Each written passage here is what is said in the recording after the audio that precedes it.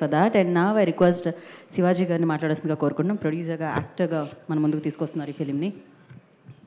Media మిత్రులకు, విచ్చేసిన అతిథులకు అందరికీ స్వాగతం. Thank you.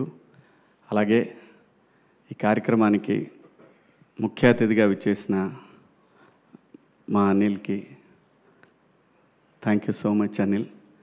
ఎందుకంటే అనిల్ అంటే జస్ట్ లైక్ అబ్బాయి అంటాను నేను, చాలా ఇష్టం.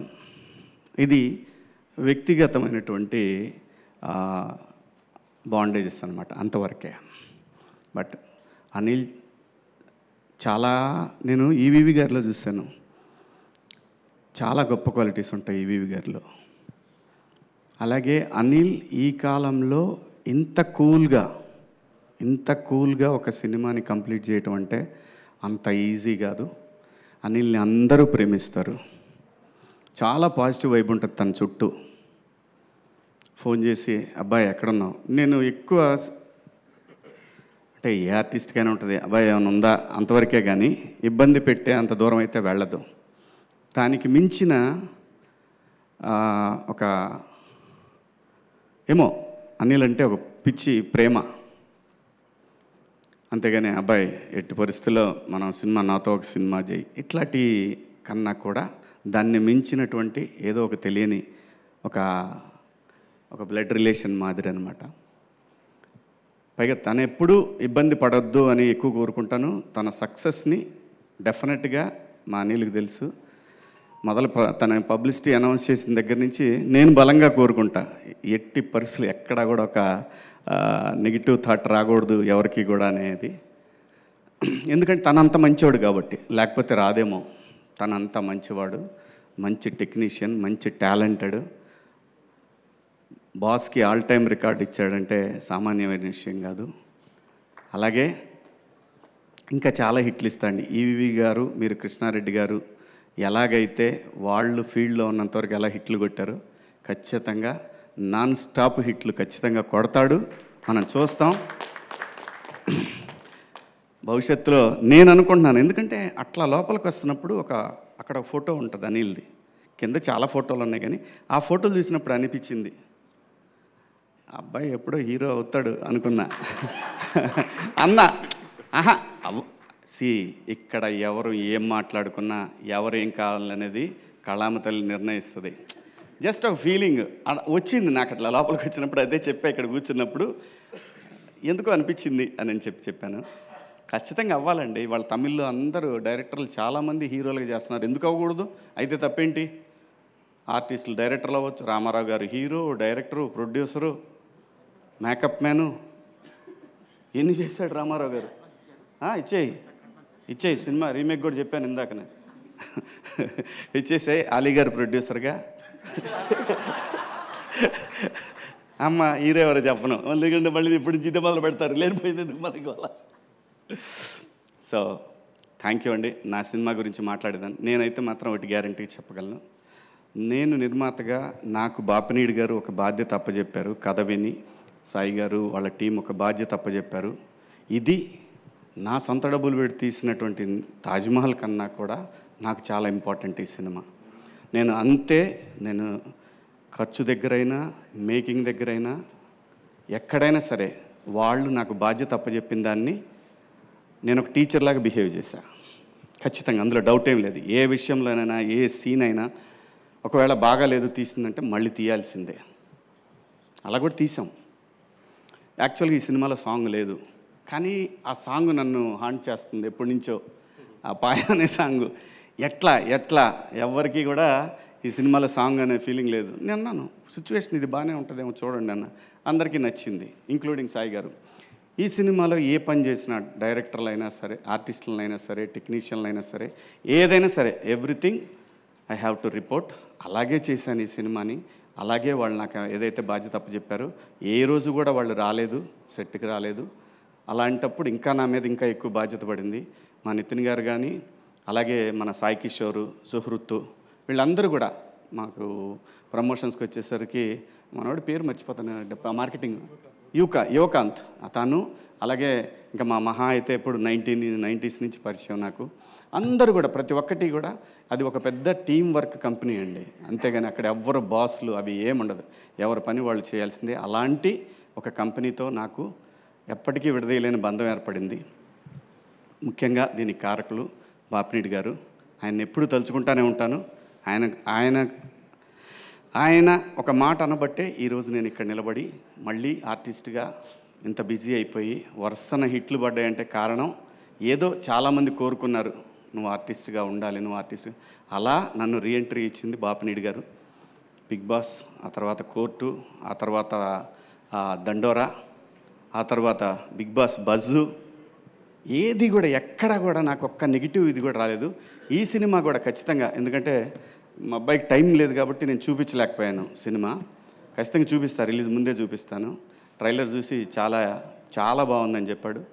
ఏదున్నా సరే అనిల్, ఏదన్నా అవకాశం ఉంటే అనేది ఈ ఇండస్ట్రీలో ఎవరు నన్ను అడుగుతాను అని అంటే ఎందుకంటే నేను ఎవరిని అడగలేనండి, అది ఒక అనిల్ని. అలాగే ఈ సినిమాలో ఒక సాంగ్ కోసం నేను చాలా ఆలోచించాను, కానీ సడన్గా బండ్ల గణేష్ అన్న అనే థాట్ వచ్చిందంటే మా అబ్బాయి రిక్కీ థాట్ అనమాట అది. రిక్కీ చెప్తే అప్పుడు నేను వెళ్ళి గణేష్ అన్నని అడిగాను. పాట విని అరే చేసేద్దాం అని అన్నాడు.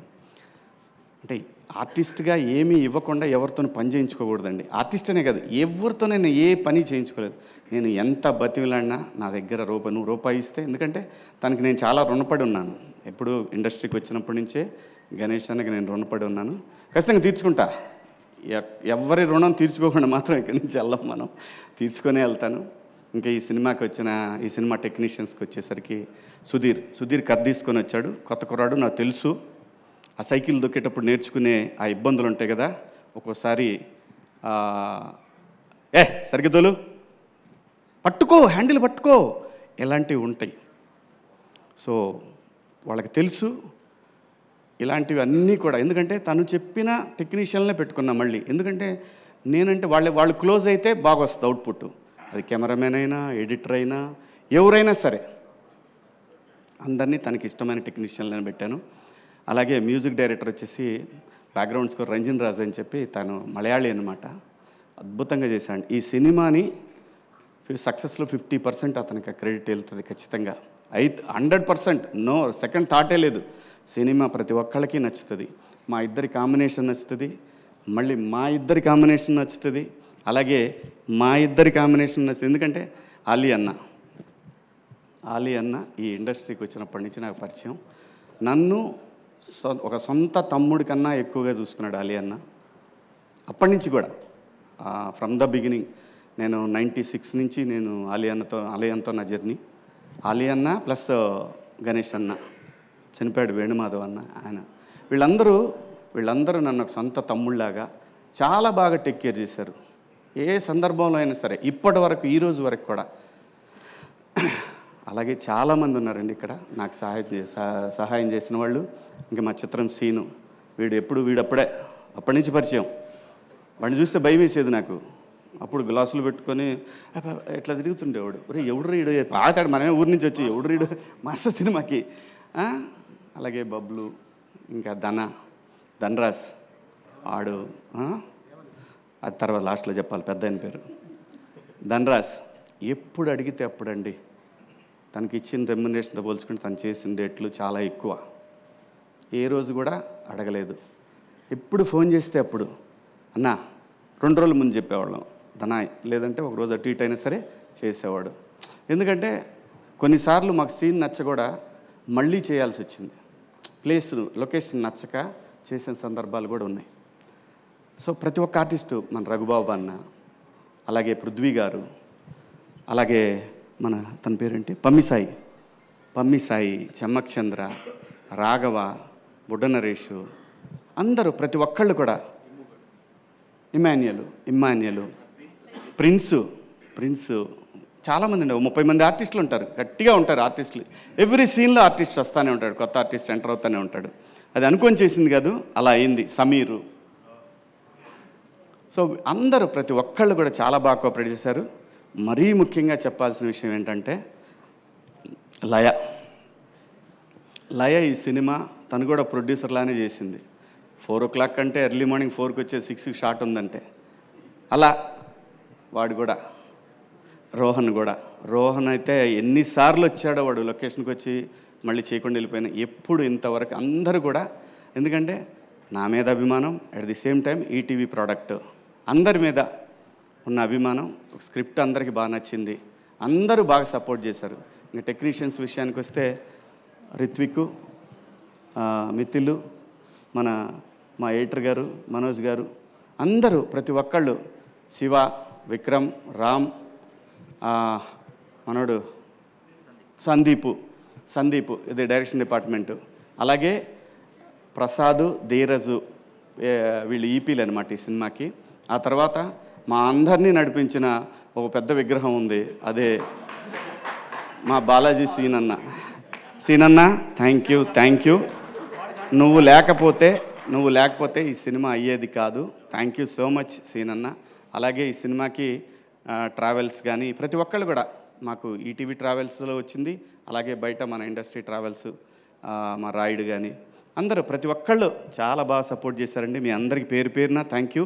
ఇంకెవరినన్నా మర్చిపోయి ఉంటే, ఇంకెవరన్నా మర్చిపోలేదుగా, మనం ఒకే ఒక్క వ్యక్తిని మర్చిపోయానండి. అప్పటి నుంచి ఇప్పటి వరకు, నేను ఇండస్ట్రీకి వచ్చిన దగ్గర నుంచి ఈ రోజు వరకు నాకు ఇండస్ట్రీలో అతి ముఖ్యమైన ఫ్రెండ్స్లో ఒక ఫ్రెండ్ మా మిత్రుడు కమల్. చాలా నాకు ఇండస్ట్రీలో ఫస్ట్ ఒక హీరో పరిచయం ఏంటంటే ఇతనే. నాకు సీతారామయ్య గారి మనవరాల్సు అనే సినిమాకి ఇతను హీరో అయితే, మేము సీతారాముల కళ్యాణం చూతమరారండే సినిమాకి మేము ఇద్దరం పరిచయం అనమాట.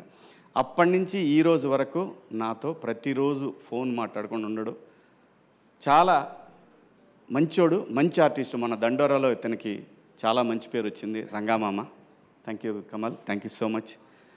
అలాగే అందరండి, కాదంబరి కిరణ్ గారు, ఈ సినిమాకి పనిచేసిన కాదంబరి కిరణ్ గారు, ఇంకా చాలామంది ఆర్టిస్టులు పనిచేశారు. అందరికీ పేరున ధన్యవాదాలు. Thank you so much once again. Thank you Bapineedu garu, thank you Sai garu, thank you Nitin, thank you so much అండి మీ అందరికీ. అబ్బాయ్ thank you, I love you, thank you so much. Thank you Shivaji garu, thank you so much. So విన్లో మరొక మీకు కూడా thanks అండి, sorry. అయ్యో థ్యాంక్ యూ. అండ్